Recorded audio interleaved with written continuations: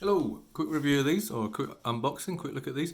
RHA TrueConnect 2. RHA are a audio company, Scottish. I think it's Glasgow, the headquarters, and they make really decent earphones and headphones in general. These are the TrueConnect 2s, which replace the ones which were released a couple of years ago. These came out end of last year. The case is great. It's a real solid case that you open like that. USB-C charger. And they just pop out. Similarly shaped to the AirPods. I like the design where this rests on your ear, so the fit is really good. I've tried other ones like the Sony, is it the XF3s or 4s, and they don't have something like this, which means they just don't sit nicely in my ear. So here's the case, and here's the previous case. These are the TrueConnect ones. Identical, really, I think.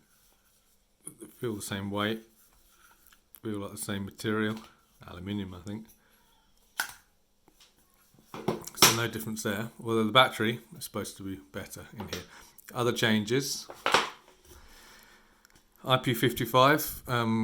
The other ones had an IP rating. I don't think it was 55. I think it was a bit less than that. And 44-hour battery, which is more than the previous ones. It's also Bluetooth 5, whereas the other ones are Bluetooth 4. So hopefully that gets around some of the issues with the old ones. The main issue with the old one was it had connection issues. Every now and again you'd get sound dropouts. Silica gel, don't eat that.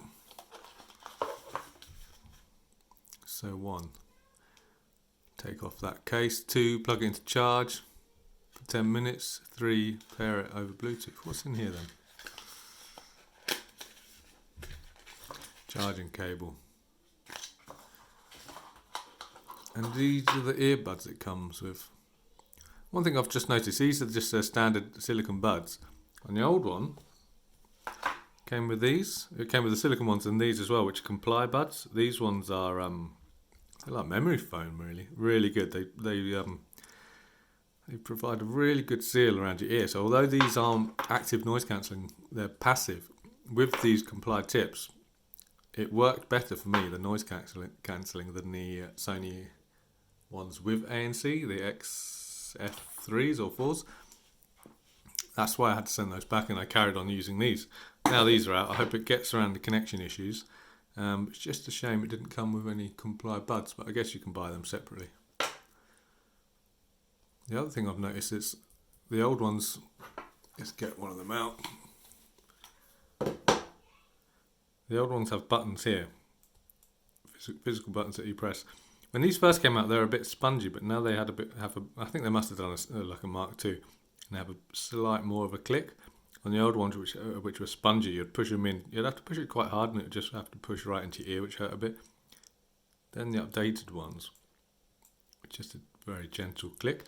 On the new ones, not even a button.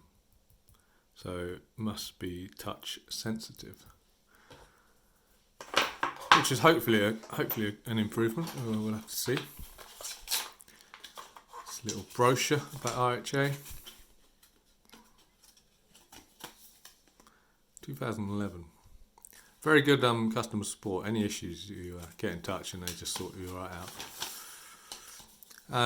Firmware updates on the old ones. You had to send it back if you wanted a firmware update. Not sure if the same applies here. Probably, but hopefully we won't need any.